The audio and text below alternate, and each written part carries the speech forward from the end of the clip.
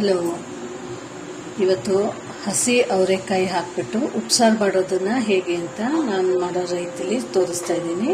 ಮೊದಲಿಗೆ ಒಂದಿಷ್ಟು ಹಸಿ ಅವರೆಕಾಯಿ ಮತ್ತು ಒಂದು ಟೊಮೊಟೊನ ನೀರು ಹಾಕಿ ಒಂದು 2 ಲೋಟ 3 ಲೋಟ ನೀರು ಹಾಕಿಬಿಟ್ಟು ಬೇಯಿಸೋಕ್ಕಿಡಬೇಕು. ಇದು ರುಬ್ಕೊಳ್ಳೋದಕ್ಕೆ ಹುರಿದ ಹಸಿಮೆಣಸಿನ್ಕಾಯಿ, ಇವೆಲ್ಲ ಹಸಿ, ಮಿಕ್ಕಿದೆಲ್ಲ ಹಸಿ. ಕಾಳುಮೆಣಸು 1 ಸ್ಪೂನ್ ತೊಗೊಂಡಿದ್ದೀನಿ, 1.5 ಸ್ಪೂನ್ ಜೀರಿಗೆ, ಬೆಳ್ಳುಳ್ಳಿ 1.5 ಗಡ್ಡೆ, ಕೊತ್ತಂಬರಿ ಸೊಪ್ಪು 1 ಮುಷ್ಟಿ, ಉಪ್ಪು, ಹಸಿಮೆಣಸಿನ್ಕಾಯಿ ಹುರಿದಿರೋದು, ಇದರಲ್ಲಿ ಹಸಿ ತೆಂಗಿನಕಾಯಿ ಮತ್ತು ಒಣ ಕೊಬ್ಬರಿ ತೊಗೊಂಡಿದ್ದೀನಿ, ಅರಿಶಿನ ಮತ್ತು ಹುಣಸೆ ರಸ. ಇದಿಷ್ಟು ಹಾಕ್ಕೊಂಡು ಇದನ್ನೆಲ್ಲ ಹಾಕಿ ಹುಣಸೆ ರಸ ಹಾಕಿ ರುಬ್ಕೊಂಡು ಪೇಸ್ಟ್ ಮಾಡ್ಕೊಂಡು ಬರೋಣ. ಇದನ್ನು ಬೇಯಿಸ್ಕೊಳ್ಳೋಣ. ಫಸ್ಟು ಇದು ಪಲ್ಯಕ್ಕೆ ಒಗ್ಗರಣೆ ಹಾಕೋಕ್ಕೆ ಈರುಳ್ಳಿ ಹೆಚ್ಚಿಕೊಳ್ತಾ ಇದ್ದೀನಿ.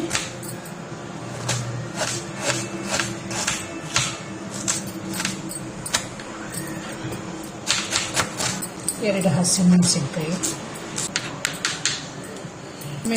ಹಾಕ್ತಾರೆ. ಕೆಲವರು ಹುರಿದು ಒಣಮೆಣಸಿನ್ಕಾಯಿ ಜೊತೆ ಹಸಿಮೆಣಸಿನ್ಕಾಯಿನೂ ಹುರಿದು ಹಾಕ್ತಾರೆ, ಎರಡು ಮಿಕ್ಸ್ ಮಾಡ್ತಾರೆ.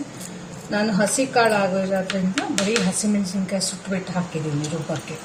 ಇರೋ ಮಸಾಲೆ ಅದು ಕಟ್ಟು ಎಷ್ಟು ಬರುತ್ತೆ ಅಷ್ಟಕ್ಕೆ ನೋಡಿಕೊಂಡು ಈ ಖಾರನ ಮಿಕ್ಸ್ ಮಾಡೋಣ. ಈ ಖಾರದ ಜೊತೆಗೆ ಸ್ವಲ್ಪ ಅವರೆಕಾಳು, ಟೊಮೊಟೊ ಬೇಯಿಸಿದ್ದೀವಲ್ಲ ಅದನ್ನು ರುಬ್ಕೊಂಡು ಸಾರಿನ ಜೊತೆ ಮಿಕ್ಸ್ ಮಾಡಬೇಕಾಗತ್ತೆ. ಇದು ಬೇಯಿಸಿರೋ ಕಾಳು ಮತ್ತು ಟೊಮೆಟೊ ಇದನ್ನು ಸ್ವಲ್ಪ ಹೀಗೆ ತೆಗೆದು ನಾನು ಮ್ಯಾಶ್ ಮಾಡ್ಕೊಳ್ತೇನೆ, ಇದನ್ನು ಅಥವಾ ರುಬ್ಕೊಂಡು ಬರ್ತೇನೆ. ಸ್ವಲ್ಪ ಕಾಳು ಇಷ್ಟನ್ನು ಮ್ಯಾಶ್ ಮಾಡಿ ಈ ಕಟ್ಟಿಗೆ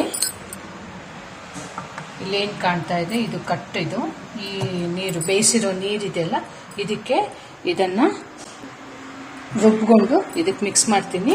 ಜೊತೆಲಿ ಈ ಖಾರವನ್ನು ಎಷ್ಟು ಬೇಕೋ ಅಷ್ಟು ಮಿಕ್ಸ್ ಮಾಡಿ ಒಂದು ಕುದಿ ಬರಬೇಕಷ್ಟೇ.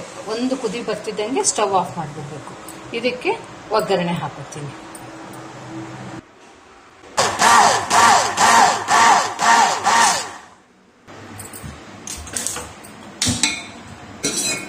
ಇದೀಗ ಕುದಿಯಕ್ಕೆ ಇಟ್ಟಿದ್ದೀನಿ, ಸಾರು ರೆಡಿ ಆಗುತ್ತೆ.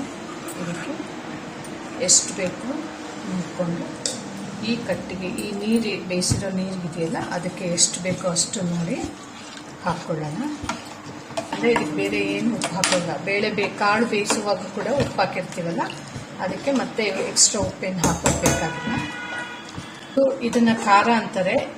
ಸಪ್ರೇಟಾಗಿ ಇಟ್ಕೊಂಡು ಈ ಕಟ್ಟು ಸಪ್ರೇಟ್ ಕುದಿಸ್ಕೊಂಡು ಕಟ್ಟು ಕಾಳು ಇದು ಸಪ್ರೇಟಾಗಿ ಹಾಕ್ಕೊಂಡು ಅನ್ನಕ್ಕೆ ಮಿಕ್ಸ್ ಮಾಡಿಕೊಂಡು ಮುದ್ದೆಗೆ ಅನ್ನಕ್ಕೂ ಮಿಕ್ಸ್ ಮಾಡ್ಕೊಂಡು ತಿಂತಾರೆ. ನಾನು ಇದನ್ನು ರುಬ್ಬಿರೋದನ್ನು ಇದಕ್ಕೆ ಒಟ್ಟಿಗೆ ಮಿಕ್ಸ್ ಮಾಡಿ ಸಾರು ಮಾಡ್ತೀನಿ. ಈ ಕಾಳನ್ನು ಒಗ್ಗರಣೆ ಹಾಕ್ಕೊಳ್ಳೋಣ. ಪಲ್ಯಕ್ಕೆ ಪ್ಯಾನ್ ಇಟ್ಬಿಟ್ಟು ಎಣ್ಣೆ ಹಾಕಿದ್ದೀನಿ.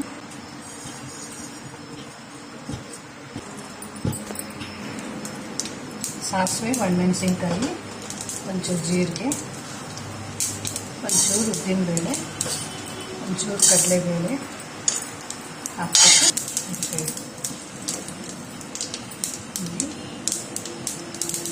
ಈರುಳ್ಳಿ, ಹಸಿಮೆಣಸಿನ್ಕಾಯಿ,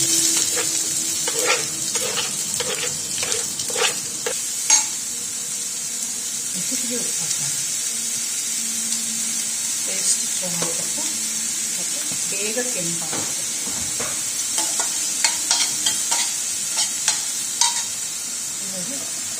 ಇದು ಸಾರು ಕುದಿತಾ ಇದೆ. ಇಷ್ಟು ಕುದಿ ಬಂದರೆ ಸಾಕು, ಜಾಸ್ತಿ ಕುದಿಸೋದು ಬೇಡ. ಸ್ಟವ್ ಆಫ್ ಮಾಡಿದ್ದೀನಿ.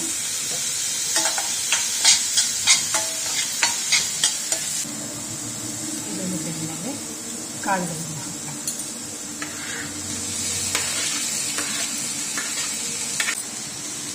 ಇದಾಗಿದೆ.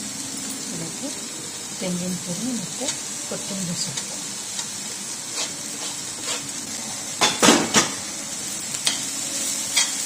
ಇದು ಹಸಿ ಅವರೆಕಾಯಿ ಆಗಿರೋದ್ರಿಂದ ನಾನು ಇದಕ್ಕೆ ಸ್ವಲ್ಪ ಜೀರಿಗೆ ಪುಡಿ ಹಾಕೋತೀನಿ. ಟೇಸ್ಟು ತುಂಬ ಚೆನ್ನಾಗಿರುತ್ತೆ, ವಾಯು ಥರ ಆಗಲ್ಲ ಅಂತ ಅಂದ್ಬಿಟ್ಟು ಅದನ್ನು ಹಾಕೋದು. ಇಷ್ಟ ಇರೋದು ಹಾಕ್ಕೋಬೇಕು. ಅದಕ್ಕೆ ಜೀರಿಗೆ ಒಗ್ಗರಣೆಗೆ ಹಾಕಿದ್ದೀನಿ. ಆದರೂ ಲಾಸ್ಟಲ್ಲಿ ಒಂಚೂರು ಜೀರಿಗೆ ಪುಡಿನ ಹುರಿದು ಪುಡಿ ಮಾಡಿರ್ತಂಥ ಜೀರಿಗೆ ಪುಡಿನ ಉದುರಿಸ್ಕೊಂಡು ಮಿಕ್ಸ್ ಮಾಡಿಕೊಂಡ್ರೆ ಆಯಿತು. ಉಪ್ಸಾರಿನ ಪಲ್ಯ ರೆಡಿ. ಒಗ್ಗರಣೆಗೆ ಸ್ವಲ್ಪ ಇಂಗನ್ನು ಹಾಕಿ ತುಂಬ ಟೇಸ್ಟಿಯಾದ ಉಪ್ಸಾರು ಪಲ್ಯ ತಿನ್ನಲು ರೆಡಿ.